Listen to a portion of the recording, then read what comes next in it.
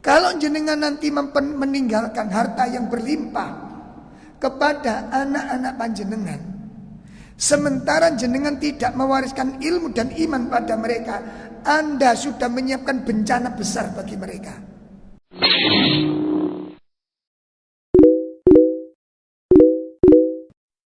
Alhamdulillahirrabbilalamin.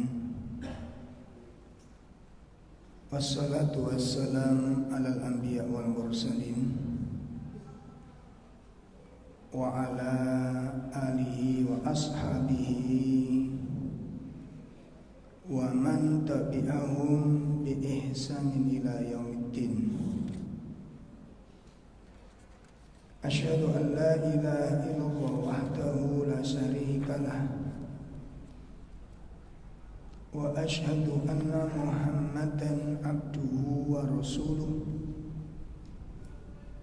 Allahumma salli wa sallim wa barik ala nabiyyina Muhammadin wa ala alihi wa ashabihi wa man tabi'ahum bi ihsanin ila yaumiddin.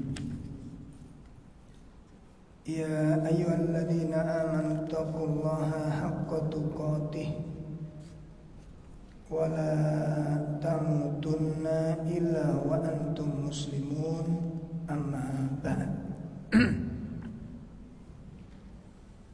Akhwatul iman rahimani wa rahimakumullah. Bapak-bapak, ibu-ibu, jamaah majelis taklim yang semoga dimuliakan Allah Subhanahu wa taala. Alhamdulillah, pada malam ini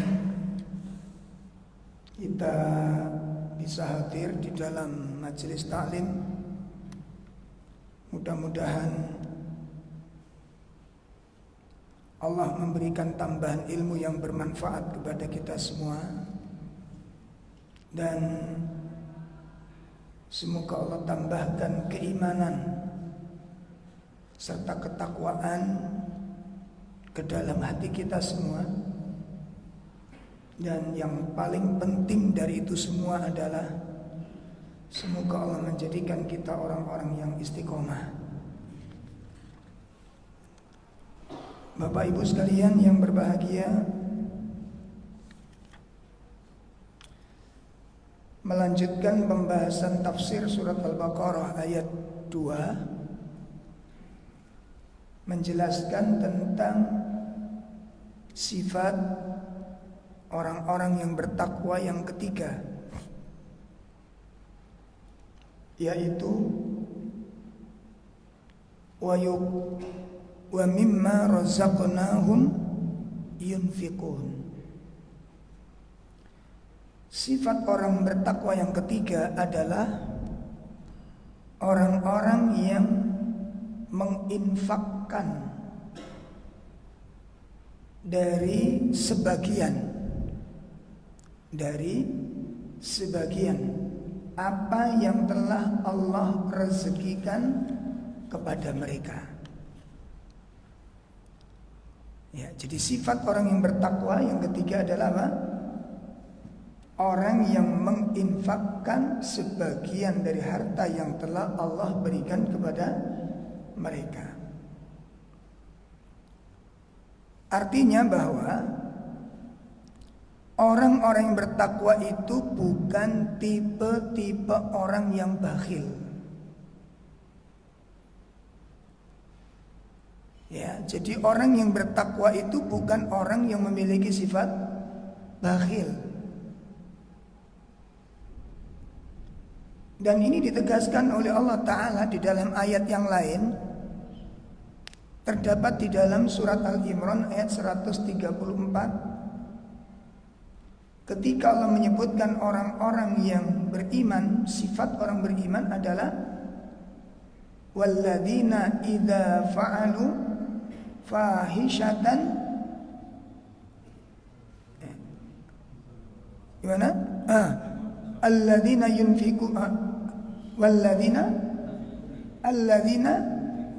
yunfikuna fis sarra wad dharra. Maaf ya, ada yang keliru.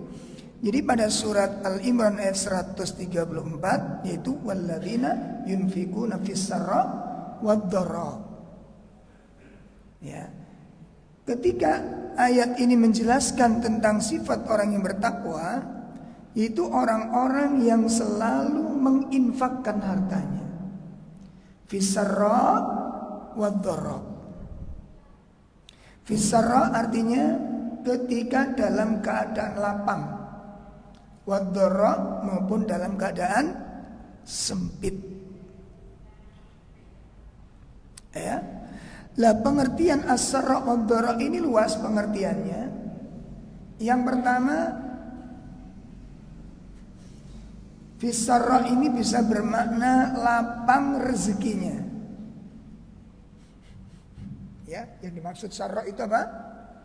Lapang rezekinya, artinya luas rezekinya. Dia dapat penghasilan yang cukup. Dia mendapatkan harta yang cukup, yang lebih, itu namanya sarra. Ya. Ini yang pertama. Bisa jadi bermakna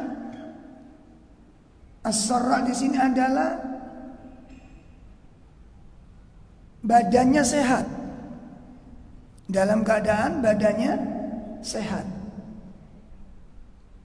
Ya, kemudian ada yang menafsirkan pula sarra itu adalah dalam kondisi ridho. Dalam kondisi ridho, dalam kondisi hatinya yang lapang. Ini makna sarra. Kemudian dharra yang dikatakan sempit ini adalah rezekinya yang sempit, artinya penghasilannya sangat sedikit. Masya Allah, penghasilannya sangat sedikit, tapi tetap dia tidak bisa melepaskan sifat dasar ini. Ini hakikat daripada ketakwaan. Ya. Kemudian ada yang menafsirkan dharra itu dalam kondisi dia sakit. Ya. Walaupun dia dalam kondisi sakit, dia tetap memikirkan tentang infak, dan ini kadang-kadang langkah, Pak. Dan kadang-kadang wong lara niku mikir napa nih? Mikir awake dhewe gitu. Dia gak sempat mikir orang lain. Tapi orang bertakwa tidak. Ya, orang bertakwa tidak. Orang bertakwa itu baik dalam keadaan sehat maupun dalam keadaan sakit, dia infakkan hartanya. Baik dalam keadaan kaya maupun dalam keadaan miskin, dia tetap menginfakkan sebagian dari apa yang dia mampu untuk infakkan. Makanya ini kita evaluasi, apakah kita sudah memiliki sifat-sifat yang demikian ini. Jadi ngaku-ngaku iman mawon gampang, ngaku-ngaku takwa gampang, begitu membuktikan ini yang tidak mudah. Ini yang tidak mudah. Apalagi kalau kita sudah sudah punya duitnya itu, Pak, Masya Allah. Ya. Sehingga sifat infak ini, orang yang dermawan ini memiliki keutamaan-keutamaan yang sangat besar. Makanya disebut sifatul muttaqin, sifatul mu'minin, sifatul muhsinin. Dermawan itu merupakan sifatnya orang yang bertakwa. Dermawan itu merupakan sifatnya orang-orang mukmin. Dermawan itu merupakan sifatnya orang-orang muhsin, orang yang selalu berbuat kebaikan. Ini sehingga kedudukan infak di dalam Islam, kedudukan sedekah di dalam infak dalam Islam itu memiliki keutamaan-keutamaan yang sangat luas. Apa di antaranya? Yang pertama, ini keutamaan infak atau keutamaan sedekah. Yang pertama, bahwa sedekah itu merupakan bukti benarnya keimanan. Bukti benarnya keimanan. Ya.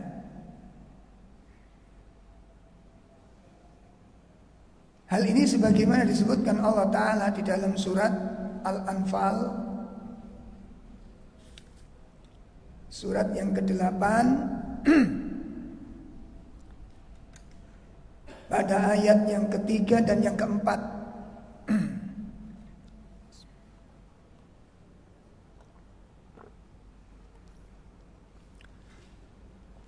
Ketika Allah menyebutkan sifat-sifat orang yang beriman, Allah sebutkan di sana, alladzina yuqimunas salata wa mimma razaqnahum yunfikun ulaika humul mu'minuna haqqan lahum darajatun 'inda rabbihim wa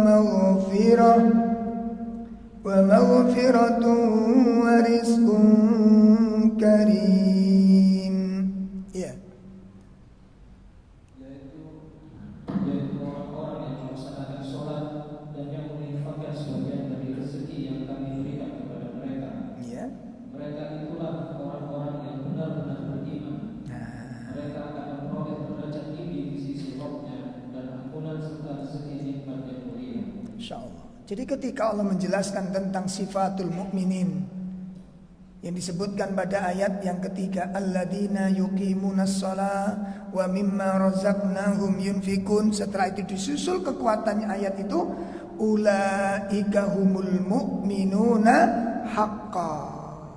Mereka itulah orang-orang yang benar keimanannya. Dan tidak wong seneng salat gak seneng infak berarti durung bener imane. Nonton lho. Ya salatin gedhu, infaknya mboten gedhu. Ini belum bener imannya, masih belum bener ketakwaannya. Makanya ayat-ayat yang menghubungkan ketika Allah sebutkan alladzina yuqimunas shalah, itu di belakangnya mesti dua kemungkinan, Mbak. Kemungkinan pertama Allah gandingkan dengan walladzina yuqimunas sholata wa mimma, atau yang kedua walladzina yuqimunas sholata wa pasti digandingkan dengan dua ayat ini. Salat, infak, salat, zakat. Artinya apa? Ini sebuah sifat yang tidak bisa terlepas. Dan ini merupakan sebuah simbol, sebuah isyarat. Alladzina yuqimunas shalah itu merupakan ta'amul ma'allah, bermuamalah dengan Allah Subhanahu wa taala. Adapun alladzina walladzina yunfikuna wa mimma razaqnahum yunfikun merupakan ta'amul ma'an nas. Ya, ini merupakan sebuah simbol karakter yang sempurna. Ya. Jadi karakter yang sempurna ini membangun sebuah hubungan baik kepada Allah, hubungannya baik, maupun hubungannya dengan manusia juga baik. Kemudian didukung dengan hadis Nabi SAW, di mana Rasulullah SAW bersabda, as-shadaqatu burhan. As-shadaqatu burhan. Sedekah itu merupakan bukti iman yang nyata.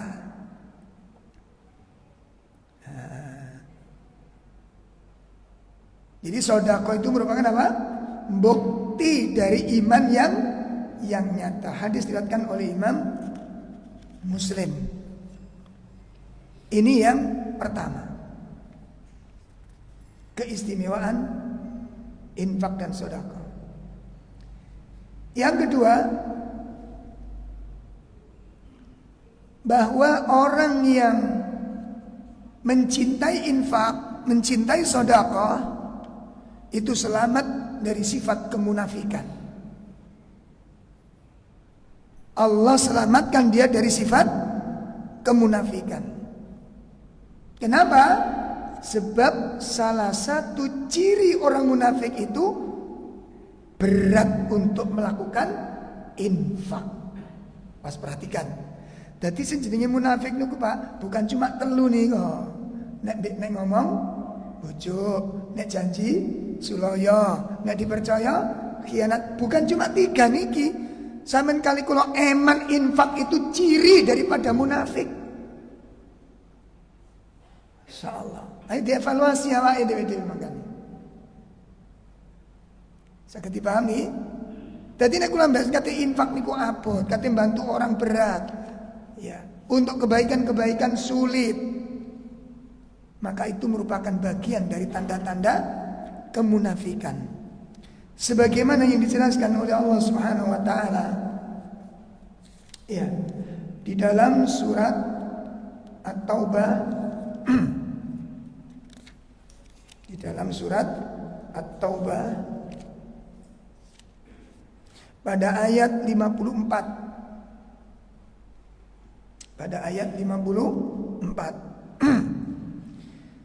وَمَا مَنَعَهُمْ أَن تُقْبَلَ مِنْهُمْ نَفَقَاتُهُمْ إِلَّا أَنَّهُمْ كَفَرُوا بِاللَّهِ وَبِرَسُولِهِ وَلَا يَأْتُونَ الصَّلَاةَ إِلَّا وَهُمْ كُسَالَى وَلَا يُنْفِقُونَ إِلَّا وَهُمْ كَارِهُونَ. Ya. Dan yang menghalang-halangi infak mereka untuk diterima adalah karena mereka kafir kepada Allah dan Rasulnya, dan mereka tidak melaksanakan sholat melainkan dengan malas, dan tidak pula menginfakkan harta mereka melainkan dengan rasa terpaksa. Masya Allah. Nih, makanya Nabi mengatakan dalam sebuah hadis, apa kata beliau? La yajtami'us suhhu wal iman fi qalbi mu'min. Ya. Apa kata beliau? Tidak akan mungkin iman dan bakhil. Saya ulangi, tidak akan mungkin iman dan bakhil itu ngumpul jadi satu di hatinya orang mukmin, itu tidak mungkin. Saged dipahami ini? Jadi gak mungkin Pak, bakhil ambek iman kumpul dadi situk wonten atine wong mukmin. Iku gak mungkin gitu. Gak mungkin. Artinya napa? Nek wong mukmin gak mungkin bakhil. Nek wong bakhil gak mungkin ngono lho. Dadi gak usah ragu-ragu, medit iku gak beriman dia. Gak usah ragu-ragu. Bukan tidak beriman kepada Allah, bukan. Tidak beriman dengan janjinya Allah. Beda loh. Saged dibedakne. Sing dimaksud tidak iman itu bukan tidak iman kepada Allahnya. Iman kepada Allahnya tetap, tapi tidak beriman dengan janjinya Allah. Kenapa? Karena Allah menjanjikan orang berinfak itu dibalas yang lebih baik oleh Allah. Nek dhek percaya, lapo dia bakhil. Saiki dasar wong bakhil niku napa sih kira-kira? Wong kok bakhil kira-kira sebabnya napa mawon? Siji, saking senengnya mbak dunya. Loro, sebab-sebab bakhil napa? Katut takut duwike apa? Entek. Lah kan iki kan. Sementara ngene ayat niku dijelaskan tak ganti jari Allah. Nek kula mbak sampeyan yakin duit sing dikeluarkan iku enggak habis, enggak hilang, diganti oleh Allah. Terus sing dasari sampeyan kali kula enggak infak niku napa? Ayo. Nek yakin diganti, gak mungkin dia bakhil. Sebab duit yang diinfakkan itu dia yakin gak hilang. Yakin gak hilang. Kenapa? Diganti oleh Allah. Begitu. Sehingga tidak ada alasan lain bagi orang yang bakhil kecuali takut kalau tidak dikembalikan oleh Allah. Kan itu jadi sebab-sebab bakhil itu. Saged dipahami ya Pak? Kan kula nate cerita ya. Dan ini kisah lama sudah saya balik ini supaya gampang mencerna kita. Gampang mencerna. Ada seorang pesan ke istrinya, "Dek, nanti ada temen, ada orang kirim barang ke rumah. Nah terus sampean bayarin kok. Piro Mas? 1 juta." Jadi sing wedok, duitku karime 1 juta iki Mas. Nek tak gawe bayarin kok. Napa? Entek. Iki nek tak gawe bayari barangnya sampean, engko entek Mas. Piye? Terus sing jaler lihat teng istrine malih. Insya Allah setengah jam saya nyampe tempat. Nanti wis tak tempat, engko tak transferin sampean 2 juta. Jadi sing lanang engko nek wis tutuk nggon, sampean tak transfer 2 juta. Ngoten. Nek sing wedok iki percaya karo omongi sing lanang, eman apa mboten ngetokno dhuwit 1 juta? Hah? Nek sing wedok niku percaya karo omongi sing lanang, eman apa mboten ngetokno dhuwit 1 juta? Napa? Napa? Karena yakin diganti, yakin diganti, makanya nggak eman dia keluarkan. Bahkan dia seneng ngeluarkan itu tadi. Kenapa? Ganti ini loh ya? Ngoten. Ya ganti ini loh ya akeh. Dia yakin itu. Nah, maka dia tidak eman untuk mengeluarkan ini. Itu namanya yakin, Mbak. Gitu loh.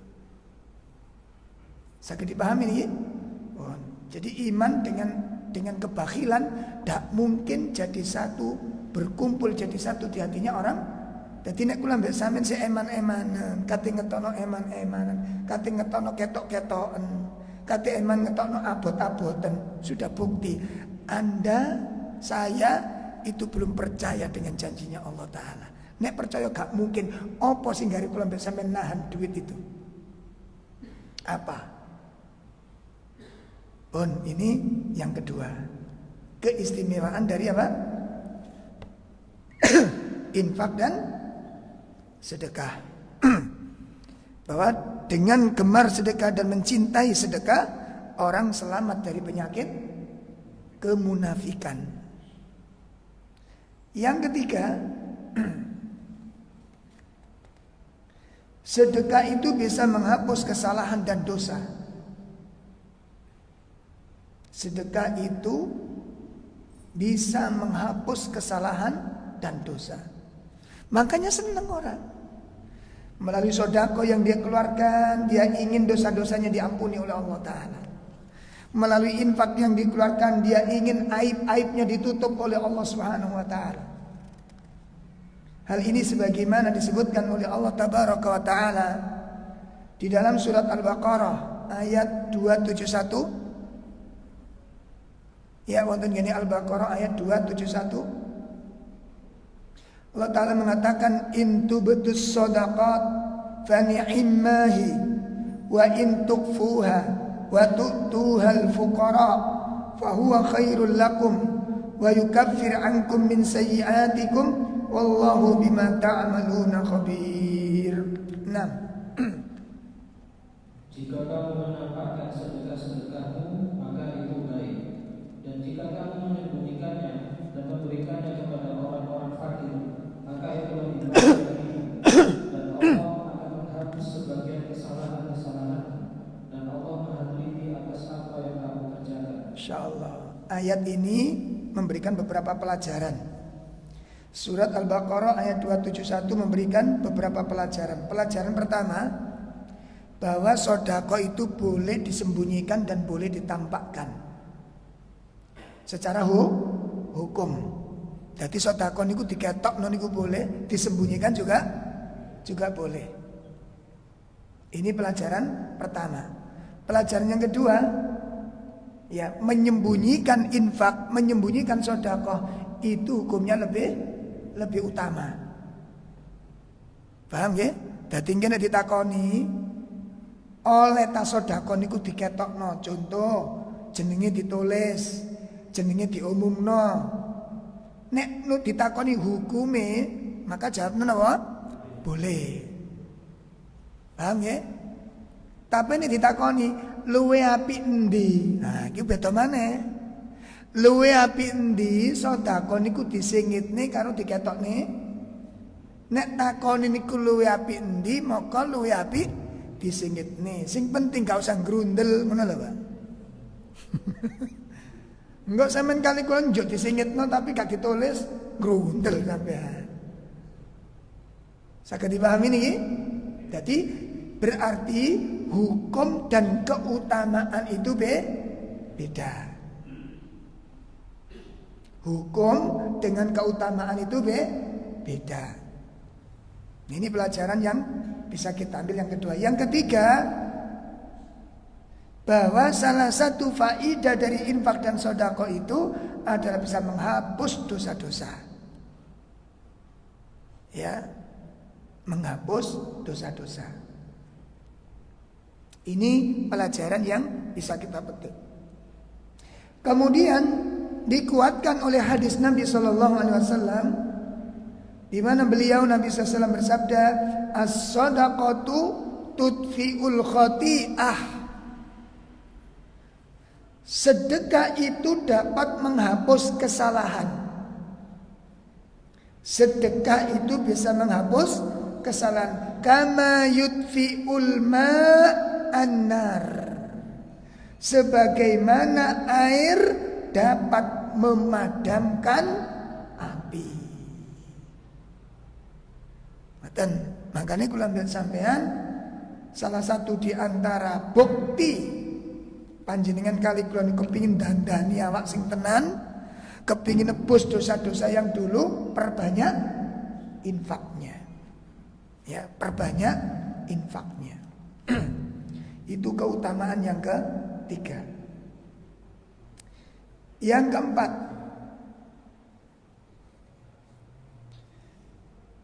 bahwa di antara keutamaan daripada sedekah adalah sedekah itu bisa meredam panasnya hari kiamat. Subhanallah. Makanya sing seneng, Pak. Saat dimana orang tidak mendapatkan naungan, ya Allah, saat orang dihadapkan dengan panas yang luar biasa, maka orang-orang yang mencintai sedekah itu diselamatkan oleh Allah dari panasnya hari kiamat. Ya, sebagaimana disebutkan dalam sebuah hadis, Rasulullah SAW bersabda, kullu mri'in fi dhilli shadaqatihi. Masya Allah, setiap orang, setiap manusia itu berada di bawah naungan sedekahnya. Jadi saben-saben tiyang mangke niku dapat payung saking Allah dugi sedekah. Hatta yufsala bainan nas, sehingga diputuskan perkara di antara manusia. Kemudian dalam lafaz yang lain, inna zillal mu'min yaumal qiyamah shadaqatuhu. Dalam riwayat yang lain yang diriwayatkan oleh Imam Ahmad,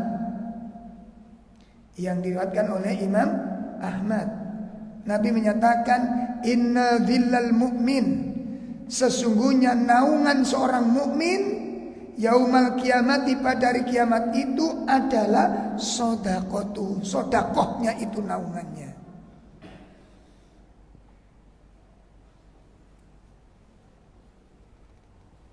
Ini keistimewaan yang keberapa? Yang keempat.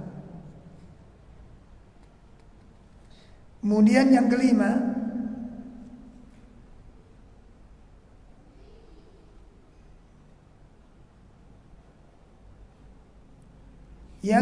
bahwa orang yang berinfak, orang yang gemar bersedekah, dia akan mendapatkan keberkahan dari Allah Ta'ala.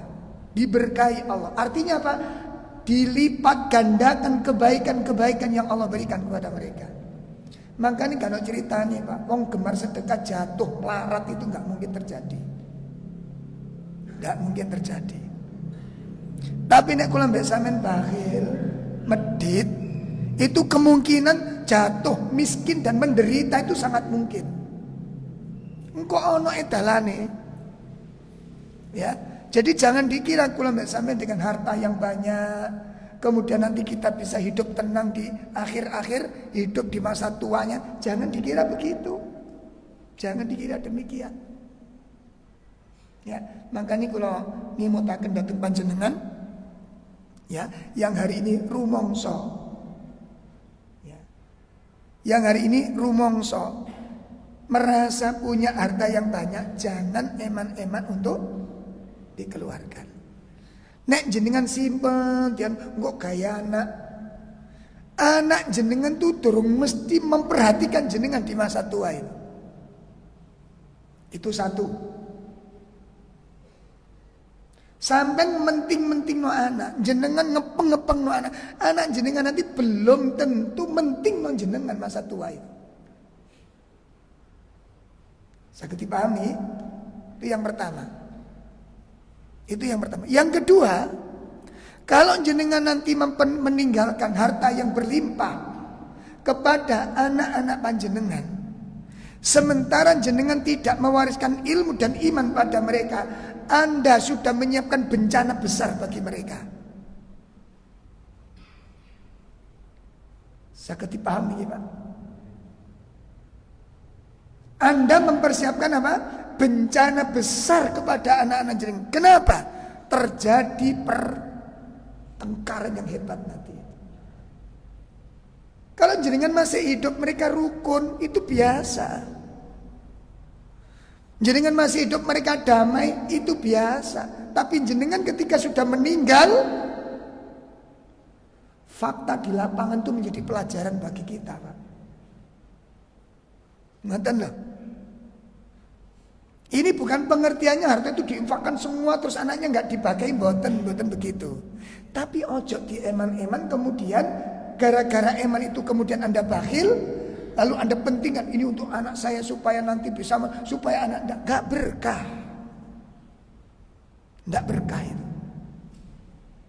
Keberkahannya itu ketika kita infakkan. Dan kebaikan panjenengan sekarang yang senang menolong orang, senang membantu orang, itu nanti imbas positifnya kepada anak-anak kita akan diurusi oleh Allah Ta'ala. Ya, jadi kalau kita hari ini perhatian dengan masalah kebaikan, baik itu masalah agama atau kemanusiaan atau sosial, anak-anak kita akan diberikan pertolongan Allah, akan dibantu oleh Allah Subhanahu Wa Ta'ala. Allah jelaskan hal ini di dalam surat Saba ayat 39. Surat Saba ayat 39. Surat berapa? 34. Iya, silakan dibaca. Katakanlah, sungguh Rabbku melapangkan rezeki dan mengatasinya bagi siapa yang Dia kehendaki di antara hamba-hambanya.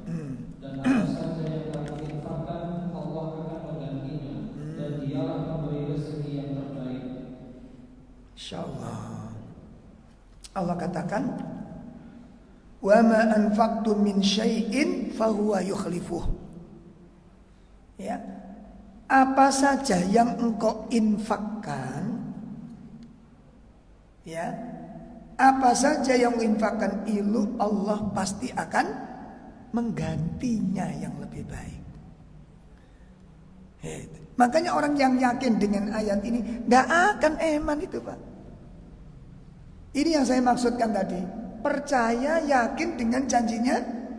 Allah menjanjikan orang yang menginfakkan hartanya itu akan dan pergantian dari Allah itu jauh lebih baik dari apa yang kita keluarkan. Itu pasti sudah. Itu pasti. Makanya ini penjelasan hadis yang tadi saya sebutkan. Iman dan bakhil tidak mungkin kumpul jadi satu di hatinya orang. Tidak mungkin. Wong mukmin tuh gak mungkin bakhil. Wong bakhil gak mungkin mukmin. Ini dileng-eleng nih. Dileng-eleng nih. Sadana wong sholat niku semangat. Apa mbek infak niku langsung gemeter kabeh awake. Awatine amit-amit karo infak. Nah kan diganti oleh Allah Ta'ala. Ya, Masya Allah. Kemudian yang lebih menakjubkan apa ini Pak? Keistimewaan berikutnya yang keberapa? Yang keenam, Masya Allah ini akan mendapatkan doa dari malaikat Allah Subhanahu wa Ta'ala. Masya Allah, mendapatkan doa keberkahan dari malaikat Allah Subhanahu wa Ta'ala. Sebagaimana yang disebutkan dalam sebuah hadis an Abi Hurairah radhiyallahu an, dari sahabat Abu Hurairah radhiyallahu an, qala Rasulullah sallallahu alaihi wasallam, ma min yaumin yusbihul ibadu fi illa malakani yanzilan. Tidak ada hari di mana seorang hamba berada di dalamnya kecuali ada dua malaikat yang turun. Jadi setiap pagi itu Allah mengutus dua malaikat untuk turun ke bumi ini. Lalu apa kata beliau? Fayaqul ahaduhuma, salah seorang dari malaikat yang diutus Allah ini berdoa, Allahumma a'ti munfiqan khalafan. Ya Allah, berikanlah ganti kepada orang yang berinfak ini. Masya Allah, tiap hari Pak. Coba kula mbak sampeyan ditungana ustaz ngono seneng lho. Padahal tungane ustaz terus mesti dikabul nih. Karena berhubung ustaz sing ndongakno dadi seneng ngoten. Ini yang mendoakan bukan ustadz lagi, bukan kiai lagi, bukan ulama lagi. Malaikat yang mendoakan kita ini. Makanya gak pernah kita temukan orang yang dermawan itu jatuh di dalam kemiskinan. Gak ada seperti itu. Dan apa keistimewaan yang luar biasa di dalam jiwanya? Orang yang infak itu hatinya lapang, hatinya luas. Kenapa? Karena hatinya dipenuhi dengan ar-roja, harapan-harapan yang luas kepada Allah Ta'ala. Beda dengan orang yang bakhil. Orang yang bakhil ini Pak, mulai pikirane, mulai atine ciut kabeh. Sempit hatinya ini. Sampai lihat nanti. Sampai rasakan nanti.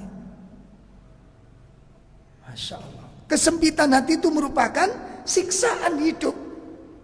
Kenapa? Karena hatinya jauh daripada roja, dipenuhi dengan rasa khauf, takut, khawatir. Makanya wong medit itu gampang loro sesek. Nggak percaya gitu. Nanti dikaji secara psikologis. Kenapa orang bakhil itu didominasi oleh rasa apa? Rasa takut. Rasa takut, rasa khawatir, rasa cemas. Nah kalau orang itu hidupnya diliputi dengan kecemasan, diliputi dengan kekhawatiran, diliputi dengan ketakutan, apa yang terjadi? Hah? Coba dirasakan nih Pak. Dirasakan. Wong niku nek atine lapang, penuh harapan. Itu beda dengan orang yang dipenuhi dengan kecemasan. Timbul was-was. Ngerti lho? Makanya kemarin waktu penyakit ada virus itu yang banyak mengalami depresi berat itu orang-orang yang hatinya dipenuhi dengan rasa takut yang berlebihan. Akhirnya stres. Ketakutan itu menyempitkan pembuluh darah. Detak jantung itu penuh dengan, coba jenengan rasakan. Ketika ketakutan menimpa kita, apa yang terjadi pada detak jantung itu? Dalam tidak normal, Pak. Sehingga peredaran darah ke setiap saraf-saraf pun tidak normal. Ngaten. Itu pengaruh sekali itu. Ya, berbeda dengan orang yang dermawan. Dermawan itu penuh dengan harapan. Ceria, cerah, lapang hatinya, terang pikirannya. Terus orang kalau sempit hatinya, sempit pola pikirnya, itu dipenuhi ketakutan dan itu siksaan tersendiri. Gampang sedih, gampang berkeluh kesah, gampang sumpek, dan gampang tersinggung. Ini ku satu paket. Bisa men rasakno dhewe nggih. Sampeyan rasakno dhewe nggih. Beto, Pak, beto. Itu secara psikologis. Enggak bisa dihindari, itu sifat. Ngaten. Makanya sampeyan tingali wong bakil nek ana wong tamu, niku kuweden, Pak. Lha gimana? Wedi dijaluki infak, wedi dijaluki tolong, wedi dijaluki sedekah. Beda dengan orang-orang yang dermawan. Pada tamu senang, kenapa? Itu pintu kebaikan bagi dirinya. Pintu pahala diantarkan ke rumahnya, enggak susah-susah dapat pahala gitu loh. Pikirannya sudah beda. Makanya kalau ndelok wong mendit niku mesakne, menderita hidupnya itu, Pak. Ya, orang bakhil itu hidupnya, Pak, menderita. Masya Allah. Baik, saya lanjutkan. Ya, jadi malaikat yang satu itu berdoa dengan doa Allahumma ati munfiqan khalafan. Ya Allah, berikan ganti orang yang infak. Wa yaqulul ukhar, dan berkata malaikat yang satunya yang lainnya, Allahumma ati mumsikan talafan. Ya Allah, berikanlah kehancuran kepada orang yang tidak mau berinfak. Dan ini doanya malah malaikat. Wis entenono ae. Sampeyan tinggal wong medit-medit lihat akhir hidupnya. Wallah 90% menderita hidupnya. Saya enggak percaya, bisa dicoba. Enak toh?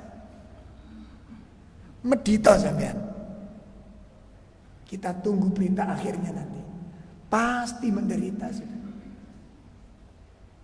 Kenapa? Karena dia telah berbuat dolim. Tanpa sadar. Orang bakhil itu dolim. Membuat banyak orang menderita. Dan harta yang dimiliki itu bukan haknya penuh. Bukan haknya penuh. Ini tolong diingat ini.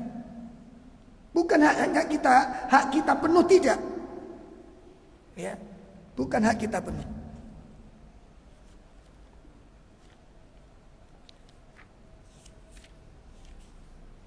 Kita bisa lihat di dalam surat 16 ayat 71. Kita buka. Ya, surat 16 ayat berapa? 71. Allahu faddala ba'dakum ala ba'din fir rizq.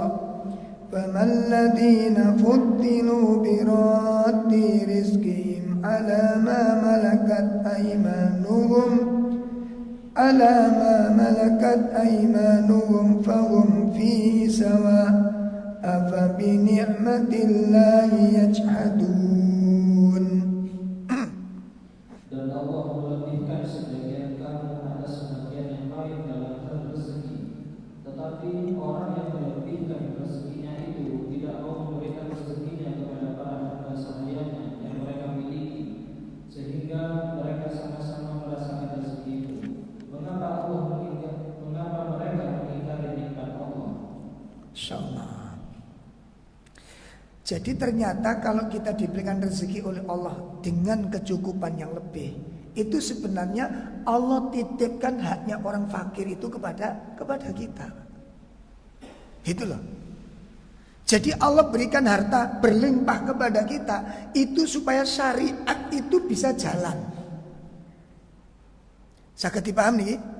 Saat ini pertanyaan ini ngeten, Pak. Kalau Allah bikin semua orang kaya itu bisa apa enggak? Dalam? Saged apa mboten? Saged, Pak. Tapi kenapa Allah tidak buat demikian? Kalau semuanya dibikin kaya, Pak, satu, syariat mboten jalan, Pak. Yang kedua, perjalanan sosial manusia niki mati, Pak. Mati, nggak jalan. Nggak bisa beredar. Kehidupan sosial betul berjalan. Coba, kalau malam ini nanti orang Sidoarjo semua dapat uang rezeki 10 miliar. Wis rotok gendeng dedek lah. Umpama. Seandainya malam ini kita dapat wis kakean 5 miliar. Malam ini nanti semua warga mendapat uang miliar. Besok Sidoarjo Surabaya lumpuh, Pak. Percaya mboten? Tukang sayur prai.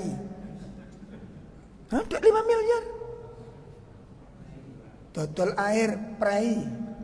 Gojek prai. Hah? Tukang sampah prai. Pembantu pulang kampung, Pak. Hah?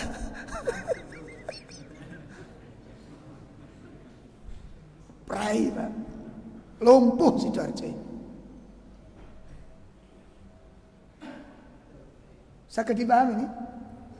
Kata infak gak butuh. Tak makan, aku sugih kok.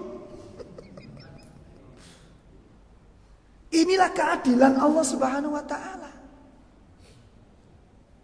Sebagian diberikan kecukupan, sebagian dijadikan. Kenapa? Ini syariat biar bisa jalan. Kehidupan sosial ini bisa berfungsi. Sekolah-sekolah guru prai Pak pensiun. Tiap minggu dapat uang 5 miliar Kak prai ini. Astagfirullah. Maka kadang-kadang pola pikir kita ini keliru gitu loh. Saged dipun paham ini? Jadi Allah lebihkan kita kepada yang lain itu bukan mutlak. Ini diingat-ingat ya. Allah lebihkan kita dengan yang lain itu bukan mutlak milik kita. Kita diberikan kecukupan, kita diberikan kelebihan. Allah titipkan miliknya orang-orang miskin itu kepada kita. Makanya nasihat yang bisa kita petik dari ayat ini, surat 16 ayat 71 ini, setiap kita dapat rezeki, pertama yang ada di benak kita adalah mustahik. Siapa? Orang-orang yang berhak di dalam harta kita ini. Ini diingat-ingat sekali. Baru mikir, ayo ngelencer, ayo mangan ning warung, silahkan. Tapi haknya orang-orang miskin dipikir terlebih dahulu. Nek sampean duwe kerabate sampean iku ana wong pira sing gak mampu iku urus ana. Sampeyan balik umroh iku ping swidak jaran. Dulure melarat, dolim sampean. Dosa jenengan. Kenapa? Hak mereka Anda gunakan dengan salah tingkah jenengan itu. Walaupun untuk beribadah, itu bukan hak jenengan penuh. Jenengan bersenang-senang dengan ibadah di sana, saudara Anda menderita dengan kemiskinannya. Ini kadang-kadang gak dipahami oleh kita, Pak. Bangga foto ning kono setahun itu 2 kali.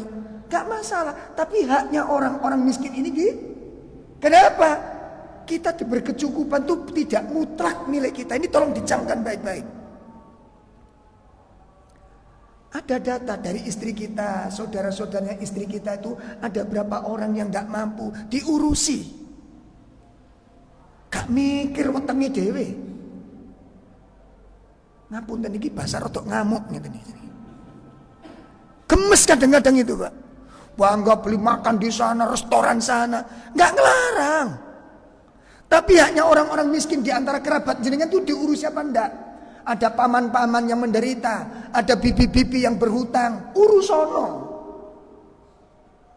Anda akan selamat di sini. Kalau enggak, itu berat tuntutannya di sisi Allah Subhanahu. Setiap rupiah yang Anda banggakan itu menjadi siksaan buat Anda di sisi Allah Subhanahu wa taala nanti. Ojo enak-enak dengan kekayaan. Itu ada haknya orang miskin. Itu pertama yang saya ingatkan. Yang kedua, kalau kita bantu orang, jangan membuat orang sengsara. Mas, nang omaku Mas, sampean datang ke sana. Halo? Biasa iki sing soged dikongkon nang melarat, apa biasa sing melarat dikongkon tekan nang sing soged biasae? Halo? Salah. Ini yang dikatakan oleh Nabi, nanti bisa dilihat di dalam bab khamsatud daruriyah. 5 perkara yang dijaga betul oleh Islam ini. Apa, Pak? 5 perkara yang dijaga dalam Islam, salah satunya adalah hifdzul iffah, menjaga kehormatan seorang muslim. Lah, menjaga kehormatan niku wonten kalih bentuke. Siji, syariat menikah. Yang kedua, syariat infak. Zakat, sedekah, infak itu dalam rangka menjaga Kenapa ini disyariatkan? Supaya tidak terjadi orang muslim itu meminta-minta. Sebab wong niku nek meminta-minta, kehormatannya jatuh, kehormatannya hilang, Pak. Sementara Islam datang untuk menjaga kehormatan manusia. Saged dipaham? Saged dipaham? Makanya Nabi berpesan kepada sahabat Abu Dzar dengan 7 wasiat. Yang pertama apa nasihatnya? Bihubbil masakin wa adnu minhum. Rasulullah kekasihku memberikan 7 wasiat kepadaku, kata Abu Dzar. Yang pertama, aku diperintahkan untuk cinta dengan orang-orang miskin dan agar aku akrab dengan mereka. Perhatikan ini. Kalimat ini menunjukkan sing kudu moro iki sing sugih apa sing larat? Ayo. Nabi memerintahkan kepadaku agar aku mencintai orang miskin dan agar aku akrab dengan mereka. Sing dikongkon datang siapa? Orang kaya. Nggak baksos, bagi pembagian sosial, wantri ndak karuan, jejer grup yang melarat, sing gini sugih-sugih jejer. Astagfirullahaladzim, dosa ini, Pak. Jadi untuk menerima bantuan itu harus sengsara begitu itu. Saya katakan demikian. Kita lihat bagaimana para khalifah, bagaimana Abu Bakar mengurusi umat, bagaimana Umar mengurusi umat, bagaimana Utsman mengurusi umat, bagaimana Ali mengurusi umat. Dipekul, Pak, diantar ke sana. Jadi kan gak usah gitu. Coba minta tolong berapa kekayaan kita, berapa siapa orang yang dituju. Wong kita yang punya kendaraan, mereka kadang-kadang gak punya kendaraan, Pak. Saya dipaham? Saya dipahami. Ngapunten, saya agak ekstrim bahasanya ini. Ngaten. Saya ngelihat itu kadang-kadang ya Allah. Jadi untel-untelan, gawa kupon, difoto, astagfirullahaladzim. Niku jatuh sudah, Pak. Beda, Pak.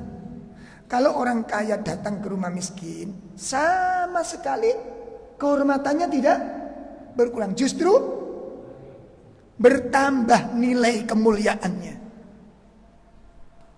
Tapi kalau orang miskin yang keluar rumah datang ke rumah orang kaya, pripun? Hah? Insyaallah. Pak, sampean gawangnya ngeten di foto. Aduh, masya Allah, tambah menderita nih. Coba dikondisikan. Syariat infak itu untuk hifdzul iffah, menjaga kehormatan. Diingat-ingat ini. Hifdzul iffah, menjaga kehormatan. Pun niki ingkang kula pesenaken dhateng jamaah, ngapunten sanget. Ini bahasa saya rada keras nih. Niki nayang-nayangi cek ngelontok ngoten. Ya, karena kita cukup melihat penderitaan-penderitaan yang dibuat dan ada beberapa kekeliruan yang kami pandang kurang pas. Kurang pas. Ya. Sampai saya kritik sama teman-teman, ya nasihatlah gitu, nasihat jangan terulang demikian. Karena ketika disaksikan orang banyak di foto itu rasanya pripun Pak rasanya? Saya nggak bisa bayangkan itu. Hancur Pak. Harus seperti inikah kita memperlakukan mereka? Untuk mendapatkan sebuah kebutuhan dan itu hak yang mereka dapatkan dengan cara seperti itu. Ya, Masya Allah. Malah kalau jenengan baca kisahnya Ali bin Hasan bin Ali. Jadi cucunya sinten? Cucunya Ali bin Abi Thalib. Itu ketika dimandikan jenazahnya, itu punggung-punggungnya niku terdapat garis-garis luka. Karena setiap malam itu harus mikul barang-barang dikirim ke orang-orang miskin itu. Nangis Pak sahabat saat memandikan, malu dengan jenazah ini. Karena tiap hari, tiap malam itu memanggul makanan-makanan orang-orang miskin. Dan yang dikasih itu gak ada yang tahu. Itu dari Ali bin Hasan bin Ali. Subhanallah. Oleh karena itu ini nasihat bagi kita semuanya. Tentunya mari kita perbaiki cara berbuat baik kita kepada sesama manusia. Mudah-mudahan ini menjadi ilmu yang bermanfaat. Dan sekali lagi saya mohon maaf ya, barangkali bahasa ini agak kasar kepada panjenengan. Ini dalam rangka untuk mendobrak kekeliruan-kekeliruan yang sedang terjadi. Mudah-mudahan bisa dipahami dan semoga Allah melapangkan hati kita semuanya. Amin ya rabbal alamin. Sallallahu ala nabiyyina Muhammad. Subhanakallahumma wa bihamdika asyhadu an la ilaha illa anta astaghfiruka wa atubu ilaik. Assalamualaikum warahmatullahi wabarakatuh.